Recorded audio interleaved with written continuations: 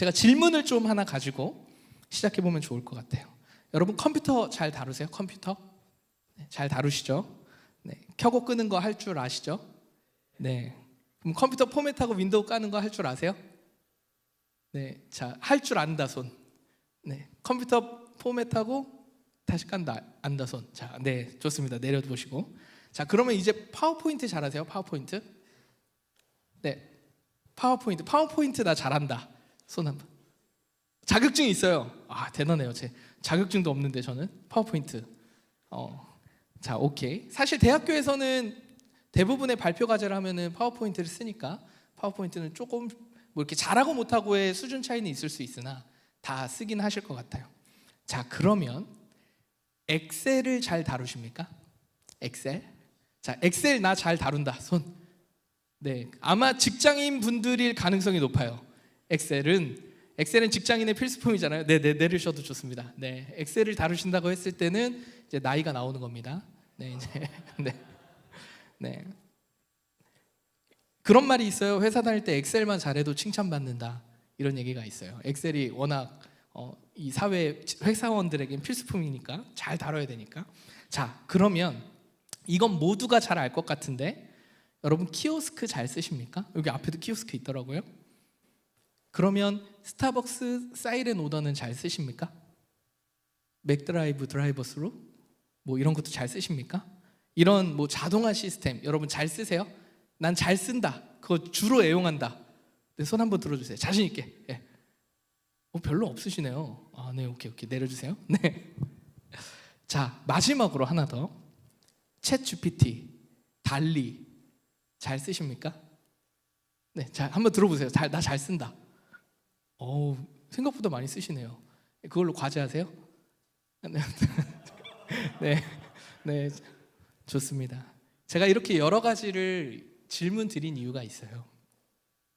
현대 사회가요 너무나 빠르게 변화하고 있고요, 달라지고 있습니다. 때로는 이 변화의 속도를 따라가는 게 벅차다고 느낄 때도 있어요. 지금 말한 이 내용들은 사실 우리는 별로 이렇게 어렵지 않은 일들이지만 여기서 10년, 15년, 어쩌면 더 빠른 시간 내에 어떠한 기술들이 우리에게 마주되었을 때 우리가 그것을 적용하고 사회에서 이렇게 같이 쓰고 가는 것에 버거운 날이 금방 다가올지도 몰라요. 그만큼 현대사회는 너무나 빠르다는 겁니다.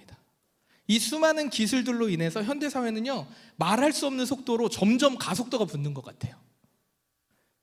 근데 이 기술들이 그런 기술이 있구나 이 정도로 끝나면 괜찮아요.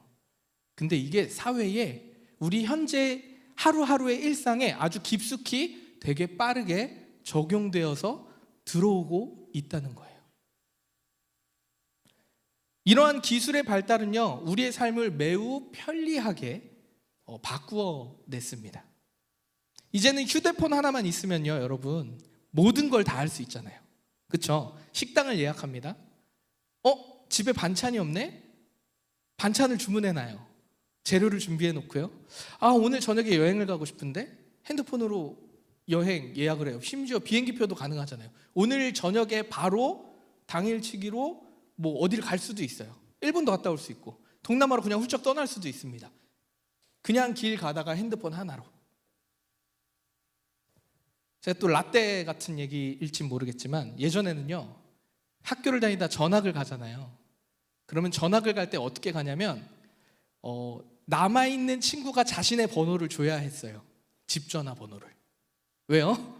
핸드폰이 없으니까 전학을 간 애가 집에 전화기를 설치를 하면 그 집으로 전화해서 나 어디야 라고 해야 전학을 했을 때도 이후에도 연락이 됐던 거예요. 근데 지금은 어때요? 전학 간대 잘 가 하고 그날 저녁에 영상통화해요. 시간과 공간의 제약이 이제 허물어진 거예요. 여러분 챗GPT 이런 인공지능 기술은 어떠합니까? 이제는 음식점에 가서도요 태블릿으로 주문해요. 그리고 그 자리에서 바로 결제하죠. 사람이 상대하는 게 없어요. 저희가 이제 저희 예배 공간을 이제 스튜디오이기 때문에 공간을 등록하기 위해서 이제 네이버 플레이스라고 하죠. 거기에 등록을 하는데 잘 못하겠는 거예요. 어렵더라고요. 그래서 상담원과 통화를 하고 싶어서 전화를 걸었는데요. 계속 AI가 저에게 말을 거는데, 중요한 건 난 빨리 상담원이랑 통화하고 싶은데 어딜 치고 들어가도 계속 AI로 계속 반복이 되더라고요. 이걸 한 하루 끌었어요. 너무 화가 나는 거예요, 내 안에. 내가 지금 이걸 물어보고 싶은데 물어볼 데가 없는 거예요. 도대체 어떻게 해야 상담원이랑 연결해야 되는지 모르겠는 거예요. 결국 네이버에 또 쳐서 검색했어요. 네이버 플레이스 상담원 연결. 그랬더니 누군가 블로그로 써놨더라고요. 2번, 6번, 2번을 누르면 빠르게 상담원과 연결할 수 있다. 세상이 너무 빨라요, 여러분. 우리의 수고와 애씀이 매우 집약적이고 효율적인 사회 시스템으로 변화되고 있습니다. 이런 변화를요, 다르게 표현하면 이렇게 얘기할 수 있을 것 같아요. 네트워크 능력, 상호작용하는 능력이 이제는 이 시대는 극대화가 된 거예요. 이제 밤낮 없이 전 세계와 소통이 가능하잖아요. 한 번도 가보지 못한 나라의 소식을 들을 수 있어요. 핸드폰 하나로 다음날 저녁에 언제든 그곳에 무슨 일이 있는지 기사만 뜨면 우리는 알 수 있다는 거예요. 이처럼 말로 다 할 수 없을 정도로 많은 것이 발전되었고 발전되고 있고 변화되고 있습니다. 그런데요, 너무 이상한 것은 기술이 발전되고 삶이 편리해질수록 세상은 더 복잡해진다는 거예요. 분명 편리해지기 위해서, 윤택한 삶을 살기 위해서 기술이 개발되고 있는데, 우리가 생각하고 애쓰고 배우고 적용하는 것들에 대해서는 우리가 더 치열하게 빠르게 반응하지 않으면 안 되는 시대가 돼가고 있는 거예요. 몸은 편해진 것 같은데 정신적으로는 더 피로감이 늘었습니다. 복잡해요. 해야 할 것이 너무 많고요, 하고 싶은 것도 너무 많습니다. 그래서 오늘 무엇 해야 될지, 어떻게 해야 할지 고민해야 돼요. 선택의 노예가 된 것 같지 않아요? 이처럼 빠르게 변화하는 현대사회에서 우리는, 여러분, 어떻게 살아야 될까요? 우리가 여기서 열심히 예배하고 하나님을 찬양하고 하나님 앞에 헌신된 삶을 살아가고자 애쓰고 노력하고 실제로 그렇게 살고 있지만 시대의 흐름을 바꿀 수는 없잖아요. 물론 앞서서 하나님께서는 그 시대 가운데 일하고 계심을 믿습니다. 하지만 우리가 그 시대의 흐름 가운데 어떻게 반응하며 살아야 하는가, 이게 중요하다는 겁니다. 적응할 시간도 없이 새로운 기술이 막 쏟아져 나오는 이때에 우리는 어떠한 원칙, 나름의 기준을 세워서 삶을 살아야 하는가, 이게 정말 중요한 이 시대의 그리스도인들의 숙제라는 거죠. 제가 참 좋아하는 감독이 있어요. 크리스토퍼 놀란이라는 감독. 오펜하이머, 여러분 영화 보셨죠? 너무 길어서 안 보신 분도 계셨을 것 같은데, 오펜하이머라는 이 과학자의 내용을 이야기를 담은 영화입니다. 제가 과학은 잘 모르지만 어찌됐건 핵분열과 핵융합 어렵더라고요. 어쨌든 그 핵 폭발로 인한 강력한 에너지, 이거를 통해서 사실은 전 세계에 많은 에너지들이 사용되어질 수 있는 좋은 획기적인 개발이 됐죠. 그러나 반면에 그 핵 개발이라는 것을 통해서 사람이 죽어가는 일도, 평화를 깨버리는 일들도 생길 수 있다는 겁니다. 그래서 오펜하이머는 그 중간에서 고민을 해요. 그러나 결국 과학자의 어떠한 그런 열심이라고 해야 될까요? 사명? 발견에 대한 욕구일까요? 잘 모르겠어요. 그건 해석하기 나름이겠지만 결국에는 핵을 개발합니다. 본래의 의미와 목적을 상실한다면 그것이 어떠한 행동이든 어떠한 뜻이든 사회의 이익이 아니라 해악이 될 수도 있다라는 것을 보여주는 일들이죠. 근데 여러분, 이게 우리의 인생도 마찬가지입니다. 인생을 살아가는 의미, 목적, 이유, 이걸 정확히 알지 못한다면 먼저 된 사람이 나중되는 일도 있다는 거예요. 만약 내 삶의 의미와 목적을 알 수 없다면 내가 무엇을 원하는지, 어떻게 살아가야 할지 이 생각하는 것조차도 해보지도 못하고 이 사회 시스템 안에 그냥 흘러가서 하다 보니까 어느 날 난 열심히는 살고 있는데 뭐하고 살았는지 모르는 일들이 일어날 수 있다는 겁니다. 어쩌면 이것이 현대판 노예의 모습이 아닐까라는 생각이 들어요. 기술을 지배하고 다루는 사람들의 원하는 뜻대로, 그들의 바램대로 우리는 그것에 종속되어 살아가는 거죠. 아마 이곳에 모인 모든 성도님들은 하나님을 사랑하기 때문에 모여서 예배할 거예요. 분명히 하나님의 뜻 안에서 살아가기를 우리는 소망하고 있어요. 오늘 바라는 것은요, 예수님의 사랑으로 우리가 덧입은 자로서, 그 사랑의 힘을 입은 자로서 세상의 빛과 소금의 역할을 감당하는 그리스도인으로 살아가기를 간절히 소망합니다. 하나님께서는 분명히 앞서 일하시고 오늘도 우리에게 말씀하고 계심을 저는 믿습니다. 그래서 오늘 이 시간에 각자에게 주시는 하나님의 말씀을, 그 은혜를 소망 삼아서 살아가는 우리들의 모습이 되기를 그리스도의 이름으로 축원합니다. 그렇다면 목사님, 복잡하고 빠르게 변화하는 이 현대사회에 가장 필요한 것이 무엇입니까? 답답합니다. 서론 너무 길었고요. 그러니까 빨리 말해주세요. 아마 이렇게 생각하시는 분들도 계실 것 같아요. 저는요, 삶의 태도를 돌아봐야 한다고 생각해요. 바쁜 현대사회에서 내 삶의 태도를 돌아보는 일이 가장 중요하다고 생각합니다. 조금 더 단순하고 진실된 삶의 태도가 우리에게 필요하다고 생각해요. 여러분, 이 단순하다라는 말이요, 쉽다는 말과는 좀 달라요. 쉽다는 것은 어떤 거예요? 힘을 들이지 않아도 되는 일들, 에너지를 쓰지 않아도 자연스럽게 흘러가는 일들, 그냥 톡 하면 탁 넘어갈 수 있는 그런 일들을 쉽다라고 얘기하죠. 근데 이건 단순하다랑은 좀 달라요. 단순하다라는 것은요, 분명한 힘과 에너지를 내가 쏟고 있지만 그것이 기본적이고 복잡하지 않고 본질적이고 기초가 되는 것에 집중하고 있다, 이런 의미로서 단순하다라고 표현할 수 있는 거예요. 자, 이러한 단순함에 집중하는 모습을 우리는 성경을 통해서 볼 수 있죠. 성경은요, 굉장한 긴 역사를 가지고 있고 복잡해 보이는 것 같지만 사실은요, 성경은 끊임없이 단 하나의 이야기에 집중하고 있어요. 단순하지만 에너지가 집약된 강력한 메시지를 전해주고 있습니다. 뭐예요? 구원 이야기. 어떻게 살아가야 하는지, 내가 창조한 사람, 내가 사랑하는 피조물, 어떻게 살아가야 하는지에 대해서 얘기하고 있어요. 결국 우리를 어떻게 구원할 것인지, 예수님에 대한 얘기가 성경에 복잡하게 그렇게 긴 역사를 담고 있지만 처음부터 끝까지 구원에 대한, 예수님에 대한 이야기로 단순하게 메시지를 전달하고 있다는 겁니다. 성경도 간결하고 단순하게 예수님에 관한 말씀을 하고 있죠. 근데 이 예수님께서도요, 신약 시대에 이제 예수님이 복음서에 보면 역시나 예수님이 행하시는 일들을 보면요, 단순함의 끝판왕이셨어요. 오늘 함께 읽은 본문은요, 대계명이라고 부르는 본문이잖아요.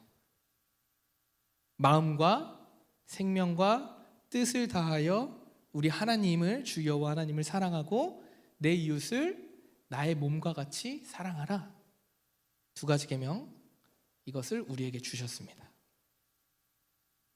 예수님의 이 말씀은요, 어떤 상황에서 하신 말씀이냐면 바리새인들, 율법주의자들이죠. 바리새인들이 던진 질문에 답하신 내용이 오늘 말씀이에요. 바리새인들은 지금 속이 어떠냐면요, 시커멓게 타들어가고 있어요. 예수님이 행하는 기적과 말씀 하나하나가요, 막 수많은 사람들한테 영향력이 생기는 거예요. 예수 옷자락만 만지면 내가 회복될 것 같아, 나의 인생의 문제가 해결될 것 같아, 저 예수 곁에 있는 사람들 그쪽으로만 가면 정말 은혜가 넘친데 내 삶이 열릴 것 같아, 이런 일들이 막 벌어지고 있는 거예요. 근데 오랜 신앙의 관습을 가지고 있던 바리새인들이 보기에는 저 예수를 어떻게 모독해야 되겠는데, 저 영향력을 내가 끊어버려야 되겠는데, 이런 생각이 든 거죠. 예수님을 어떻게 하면 모욕할 수 있을까? 어떻게 하면 저 예수가 실수하게 만들고 저 영향력을 폭삭 가라앉게 잠재울 수 있을까? 이것만 집중했던 사람들이 바리새인들이었어요. 우리가 알고 있듯이 바리새인들은 율법주의자들이잖아요. 수많은 계명들을 지키기 위해 헌신된 사람들이었어요. 그래서 우리가 성경에서 바라볼 때 바리새인들은 무언가 나쁜 이면의 나쁜 모습을 보여주는 것처럼 느껴지지만, 사실은 그 누구보다 거룩하고 율법의 신앙을 지키기 위해서 되게 열심히 했던 사람들이에요. 왜냐하면 율법을 지키는 것이야말로 본인들의 신앙의 삶의 최우선의 가치였기 때문이죠. 그런데요, 여러분, 이 율법이 참 부담스럽습니다. 우리 구약의 율법 다 아나요? 저도 모르는데요. 613개 정도 되거든요. 다 외울 수 있나요? 우리는 외울 수 없잖아요. 근데요, 이 율법주의자들 바리새인들은 어떻게 했냐면 구약의 모세오경에 613개의 율법을 추려냈어요. 율법들을. 그리고 그걸 또 반으로 나눠서 이거는 해야 할 것, 이건 하지 말아야 할 것 해서 그것을 어떻게 해요? 지켰다는 거예요. 이런 모든 복잡한 율법들을 최선을 다해서 지키는 사람들이 바리새인들이라는 거예요. 예수님이 두려웠던 거죠, 바리새인들은. 그래서 악의로 가득 찬 질문을 가지고 예수님께 던집니다. 어떤 질문이냐면, 예수님, 율법이 정말 많다는 것 아시죠? 그런데 그 율법 중에 가장 큰 계명은 무엇입니까? 이렇게 물었어요. 의도한 거죠. 의도한 겁니다. 율법의 중함과 경함을 좀 나누면서 그것을 의도적으로 질문함으로써 예수님의 말에 토시를 달아서 모욕하고 싶었던 거예요. 근데 예수님은 단순함의 끝판왕이라고 했잖아요. 600개가 넘는 이 계명들을 한 문장으로 정리해 버리셨어요. 내 마음을 다하고 내 생명을 다하고 내 뜻을 다해 주 내 하나님을 사랑하여라. 이것이 가장 중요하고 으뜸되는 계명이다. 그리고 둘째 계명도 이와 같다. 내 이웃을 내 몸처럼 사랑하여라. 모든 율법과 예언자들의 말씀이 이 두 계명에서 나온 것이다. 예수님이 한 방에 정리하셨어요. 간결하게. 사랑해라. 하나님을 사랑하고 이웃을 사랑해라. 이것이 가장 큰 율법이다. 예수님의 이 말씀은요, 율법을 폐한 것도 아니에요. 그렇다고 율법의 어떠한 기준들을 하찮게 여긴 것도 아니에요. 기준을 낮춘 것도 아닙니다. 율법이 가진 본질적인 가치, 의미, 이 모든 것들을 담아서 한 문장으로 그냥 정리하신 거예요. 복잡하고 긴 율법을 조항을 막 하나하나 따져가면서 이게 크다 작다 이렇게 답하지 않으셨다는 거예요. 대신 어떻게 답하셨어요? 은혜에 대해서 말씀하신 거예요. 하나님과 단순한 관계에 대해서 말씀하신 거예요. 주 여호와 하나님을 사랑해라. 그리고 그 사랑을 가지고 내 이웃과 같이 또 사랑해라. 행함을 얘기하지 않으셨어요. 관계를 얘기하셨습니다. 은혜를 얘기하신 겁니다. 예수님이 단순함의 끝판왕인 것이 여기에서 나타나죠. 예수님은 병든 자를 고치시고 복음을 전하시고 회개를 촉구하시고 이 모든 예수님의 공생의 기간의 사역들은 단 하나에만 집중되어 있습니다. 그것이 무엇입니까? 사랑에만 집중되어 있는 거예요. 영혼의 구원, 죽어가는 영혼들이 살아나는 것, 회복되는 것, 이것에만 집중하신 겁니다. 수많은 율법처럼 규칙, 규율, 법과 원칙 이것들이 존재하지만 이 모든 것은 사랑으로만 답할 수 있다고 대답하신 거예요. 여러분, 우리의 삶을 한번 돌아볼까요? 우리의 삶이 얼마나 복잡하고 분주합니까? 끊임없이 무엇인가를 하지 않으면 우리는 마치 죽을 사람처럼 살아가지 않습니까? 매번 무엇인가를 준비하지 않으면 불안해요. 왜? 잘 모르지만, 무슨 이유인지는 모르지만 뭐라도 해야 될 것만 같아요. 미래가 두렵고 걱정되니까 진지하게 내가 왜 이렇게 열심히 사는지도 질문할 시간도 없이 달려드는 거예요. 원하던 일이 생겼어요. 열심히 해요. 근데 그 일이 막히면요, 잠깐 쉬면서 이 일들이 어떻게 되어가고 있지? 내가 이 일을 왜 했었지? 이런 나를 돌아보고 하나님의 뜻을 묻고 하나님과의 관계에 대해서 질문하고 서로 사랑하는 법에 대해 질문하기보다는 일이 딱 막히면 어떻게 해요? 바로 다른 일을 찾아서 만들어내요. 뭐라도 해야 될 것 같으니까.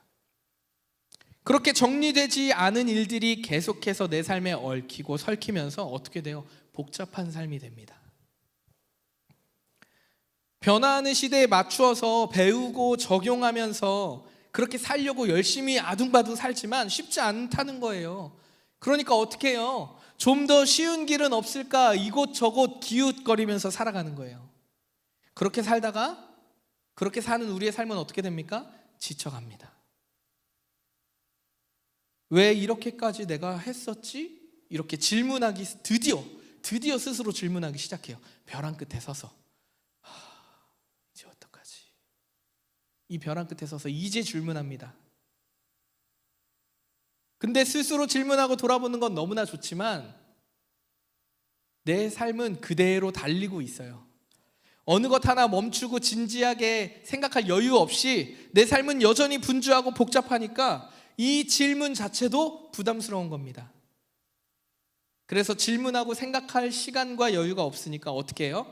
빠르게 내 마음을 달래줄, 빠르게 안정감을 가져다 줄 것들을 찾아 헤맵니다. 그렇게 중독이 시작됩니다. 유튜브 중독, 릴스 중독, SNS 중독, 쇼핑 중독, 각종 중독들이 우리의 삶에 깊숙이 자리 잡습니다.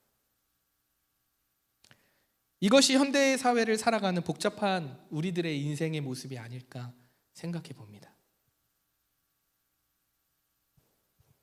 여러분, 단순해져야 합니다. 바리새인과 같이 율법에 얽매여서 참된 사랑, 존재에 대한 사랑에서 멀어져서는 안 됩니다.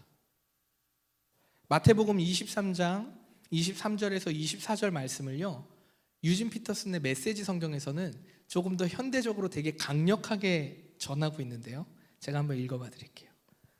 처음부터 끝까지 다 틀려먹은 인생 이야기를 쓰면서 시시콜콜 맞춤법과 구두점을 따지고 있으니 바리새인들아, 너희 꼴이 얼마나 우스운지 알기나 하느냐? 한 번 더 읽어봐 드릴까요? 바리새인들아, 율법으로 똘똘 뭉친 너희들아, 잘 들어라. 처음부터 끝까지 다 틀려먹은 인생 이야기를 쓰면서 시시콜콜 맞춤법과 구두점을 따지고 있으니까 너희 꼴이 얼마나 우스운지 알기나 하느냐? 안타깝지만요, 저를 포함한 이 현대 사회를 살아가는 우리 모두의 모습이지 않을까 생각합니다. 분명 머리와 마음은 그렇지 않아요. 하나님 뜻대로 예수님의 사랑을 닮은 자로 성품이 훈련되고 그렇게 살아가고 싶은데, 인생을 사는 이유, 그리스도인으로 살아가는 목적 알고 있고 그 뜻대로 살기 원하지만 매번 흔들리고 매번 잊어버립니다.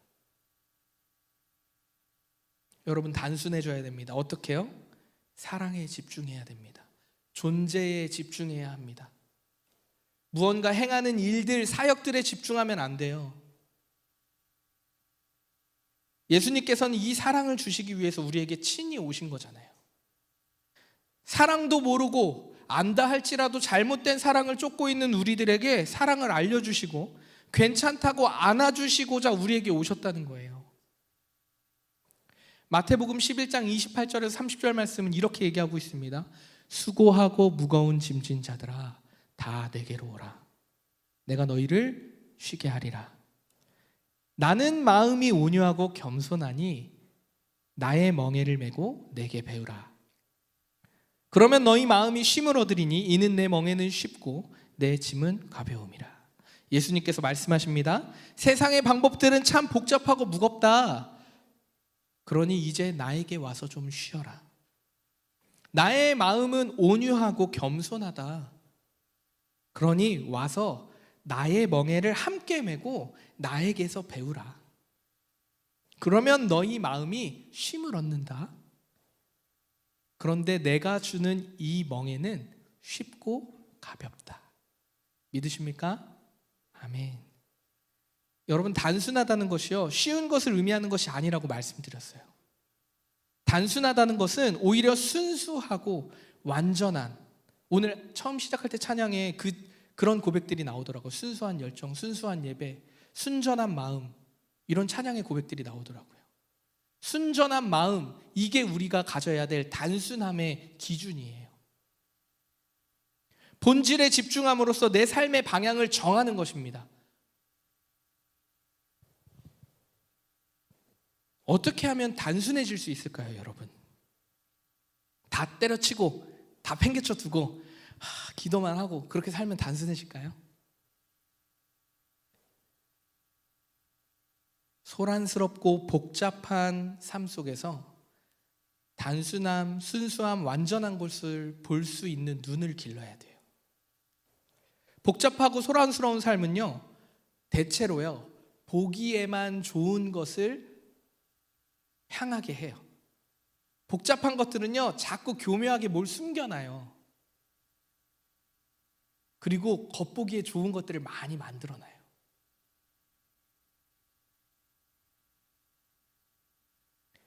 이유와 목적 없이 보이는 것에 집중하다 보면요, 단순해질 수가 없어요. 그래서 막 열심히 단순하게 산다고 열심히 하고 살았는데 딱 뒤돌아보면 남는 게 없을 때가 많다는 거예요.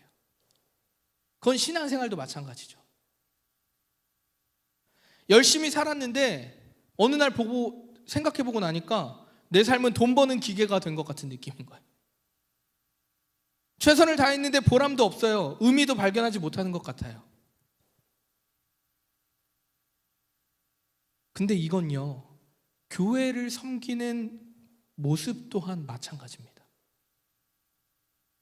누군가에게 잘 보이기 위해서 하는 거 아니잖아요. 머리로는 알아요. 마음도 알아요. 저 목사입니다. 그리스도의 사랑을 힘입고 하나님의 부르심 가운데 그 사명을 감당하고자 하나님 보내주신 그 자리로 한 공동체를 마음과 뜻과 정성을 다해 사랑하고자 그렇게 헌신된 사람, 목사입니다. 근데 목사, 하나님 앞에 순전한, 단순한 믿음으로 섬겨야 되잖아요. 근데 때때로요, 제 마음에 얼마나 악독한 마음이 많은지 아세요? 저만 그럴까요? 예수님의 사랑에 대한 마음을 진실함으로 가지고 교회든 내 삶이든 나아가야 하는 것입니다. 단순하게. 섬김의 깊이나 중요한 위치의 유무가 아니라는 거예요. 하나님의 사랑, 예수님의 사랑에 감동했다면 나도 내 친구와 동료에게 가서 한번 같이 섬겨보는 거예요. 사역이 중심이 아니라 관계가 중심인 것입니다. 하나님을 사랑하는 것, 서로 사랑하는 것이 단순해지기 위한 가장 중요한 원칙이라는 거예요. 단순해지기 위해선 여러분 본질을 바라봐야 돼요. 본질은 뭐예요? 예수님. 아니 목사님, 교회에서 수도 없이 들었어요. 예수님의 사랑, 첫사랑의 회복. 네, 맞아요. 예수님의 사랑, 첫사랑의 회복. 그걸 간직하는 게 우리의 신앙의 여정이에요. 다른 거 기웃기웃 거릴 여유가 없어요. 관계에 집중하시면 됩니다. 이게 무슨 얘기냐면요, 진실해지기 위해서 본질을 바라봐야 된다는 얘기가 무슨 얘기냐면요, 단순하고 진실된 삶을 살기 위해서 하나님 나라를 소망해야 된다는 얘기예요. 하나님 나라에 대한 추상적인 느낌을 얘기하는 게 아니에요. 지금 내가 속한 공동체, 나의 직장, 나의 가정, 교회가 하나님 나라입니다. 죄된 육신을 입었기 때문에 그 공동체 안에는 갈등이 있어요. 생각도 다르고요, 가치관도 달라서 쟤는 맨날 왜 저래? 쟤는 왜 맨날 말을 저렇게 해? 왜 쟤는 배려도 없어? 왜 쟤는 자기 말만 해? 내 말을 들으려고 하지 않아? 그런데요, 이곳이 하나님의 나라입니다. 왜요? 이곳에서 예수님의 사랑을 배우고 경험하고 닮아가는 곳이기 때문입니다. 나의 멍에를 지고 내 안에서 배우라.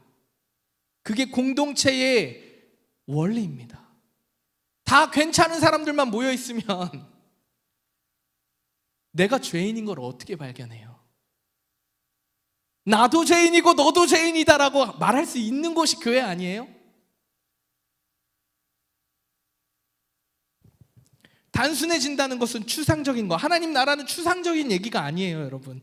내가 속한 가정, 직장, 그 어느 곳에라든지 주 여호와 하나님을 사랑하고 내 이웃을 내 몸과 같이 사랑하고자 애써보는 것, 물이라도 한 잔 건넨 자가, 내 이름으로 물이라도 한 잔 건넨 자가 나의 사람이라고 예수님 말씀하셨잖아요.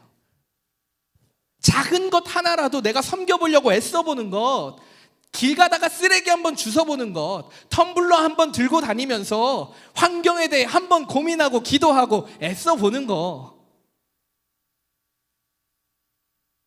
물 틀어놓고 세수 안 하고. 너무 많이 갔나요?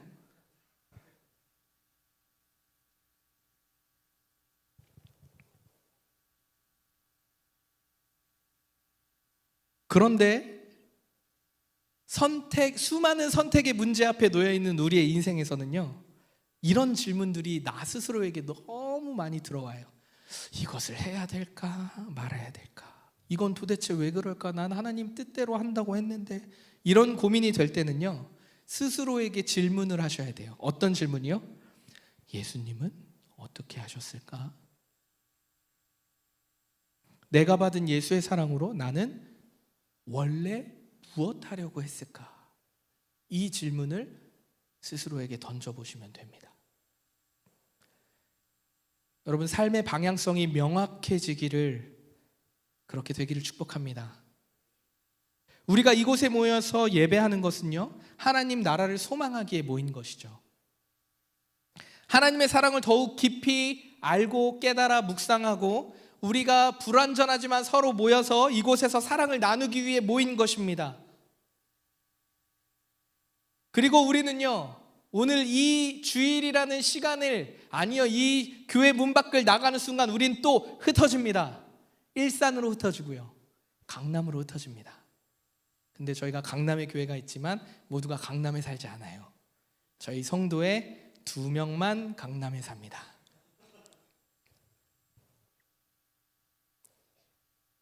우린 또다시 흩어집니다. 성령이 너희에게 임하시면 너희가 권능을 받고 예루살렘과 온 유대와 사마리아와 땅끝까지 이르러 내 증인이 되리라. 예수님의 제자들이 고난을 받을 때 예루살렘과 온 유대와 사마리아와 땅끝까지 흩어지면서 도망 다녔어요. 도망 다니면서 복음을 전했습니다. 흩어졌어요. 어떻게 해요? 그리스도의 사랑을 가지고. 우리의 삶은 그러합니다. 교회 안에 하나님 예수 그리스도의 멍에를 메고 하나님의 사랑을 경험하고 배우고 시행착오도 겪어보고 마음도 상해보고 회복도 되어보고 그런 사랑을 배우고 어떻게 해요? 흩어져서 우리의 각자의 삶에서, 오늘 목사님, 김도현 목사님 말씀해 주셨잖아요. 예수 믿으세요, 천국 가세요, 이런 거 안 해도 물 한 잔 건네주면서 이걸로 교회 올 거야, 교회 올 거야, 이거 말고 진짜 진실함을 담아서 그냥 너가 물 한 잔 먹고 숨 한 번 잘 돌리고 벼랑 끝에서 한 걸음 다시 걸어서 이쪽으로 나왔으면 좋겠어. 이 마음으로 건네는 것, 이게 중요한 것 아니겠습니까? 흩어진 그곳에서 우리는 예수님의 사랑을 흘려보냅니다. 각자의 직업으로, 각자의 은사로, 각자의 성품으로, 각자의 태도로 사랑을 나타내게 되시기를 그리스도의 이름으로 축원합니다. 근데 누군가는 또 이렇게 질문할 거예요. 아니 목사님, 분명 본질에 집중한다고 생각하고 지금까지 살았는데 내 삶이 지금요 방향성을 잃고 너무나 복잡한 가운데 있습니다. 저 어떻게 해야 될까요? 이러한 경우 또다시 한 가지 질문을 스스로에게 던지면 됩니다.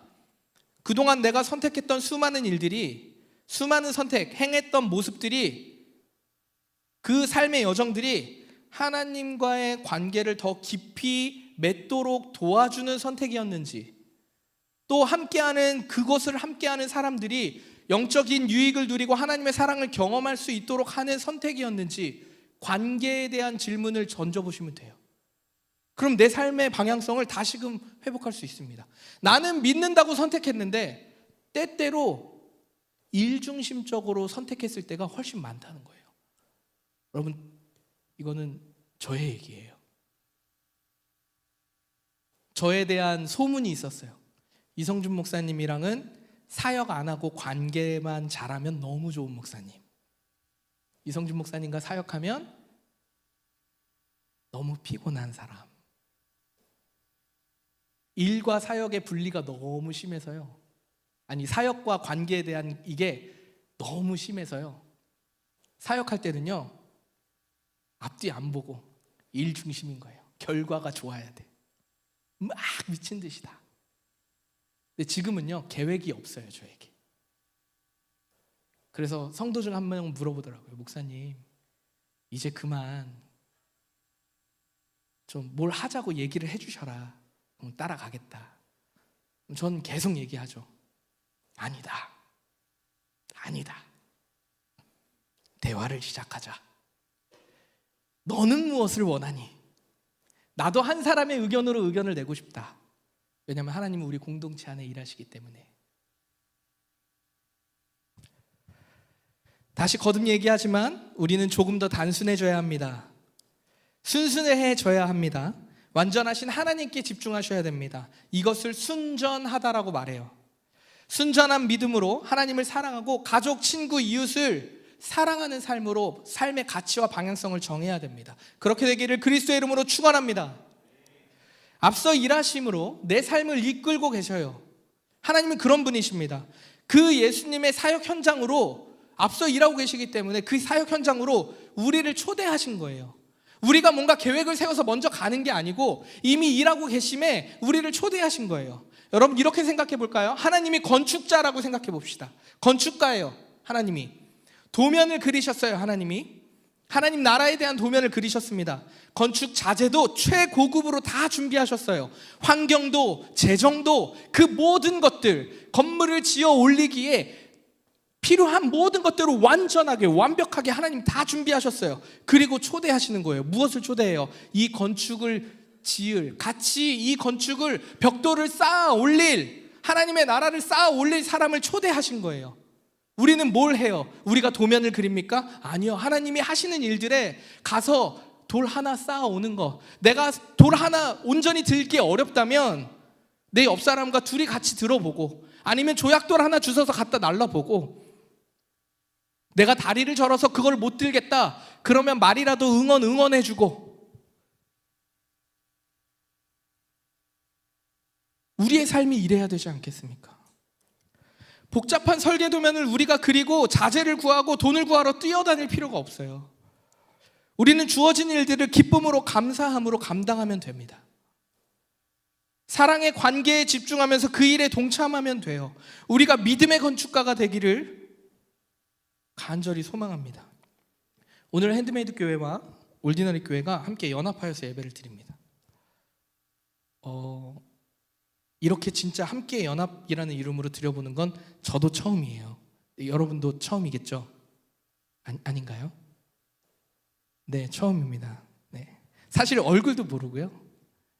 목사님과의 관계는 있지만 관계도 없었잖아요. 그러나 예수님의 이름으로 물이라도 한 잔 건넨 사람은 하나님의 사람이라 하였듯이, 우리가 예수님의 이름으로 모여서 예배하는데 어떻게 아무 상관이 없다고 얘기할 수 있겠어요? 하나님 안에 형제 자매됨의 믿음으로 고백하고 함께 예배하는 것이 우리에게 큰 기쁨이고 감사임을 고백합니다. 세상은 이상하게 생각할지도 몰라요. 이렇게 하나님의 이름으로 모여서 아무것도 서로 다른 그 교회가 모여서 예배하는 것이 뭐야, 저기 뭐 이상해 라고 생각할지도 모르겠어요. 특별히 보통 일반적인 교회, 이건 말 조심해야 되는데, 일반적인 교회들은 일단 예배의 연합 자체가 쉽지 않아요. 그렇죠? 그런데요, 하나님의 교회는요, 개교회가 아니고 어떤 모양이든 모습으로든 함께 연합해서 예배하는 것입니다. 하나의 형제자매된 교회임을 믿습니다. 그게 세상이 바라볼 때는요, 증인된 모습이라고 얘기할 거예요. 여러분, 오늘 예배가 끝나면요, 우린 다시 흩어집니다. 흩어진 그곳에 사랑을 흘려보내기를 원합니다. 해야 할까 말아야 될까 선택하고 고민할 때 여러분 망설이지 마십시오. 기웃기웃거리지 마십시오. 너무 많은 생각과 고민으로 자신을 괴롭히지 않기를 바랍니다. 내 마음과 목숨과 뜻을 다해 하나님을 사랑하는가? 내 가족, 내 친구, 내가 속한 직장, 공동체, 이 동료를 사랑하기 위해서 내가 지금 선택한 건가? 이것에만 집중하십시오. 단순하게 하나님을 사랑하니까 하는 것입니다. 진실되게 하나님을 사랑하니까 우리가 하는 것입니다. 저는 사랑도요, 훈련이라고 생각해요. 사랑은 배워가는 것입니다. 먼저 공동체 안에서 여러분 사랑을 배워가기를 소망합니다. 예수님께서 주신 사랑을 배우고 우리가 경험하고 단순하게 진실된 삶의 여정을 살아내는 우리 모두가 되기를 그리스도의 이름으로 축원합니다.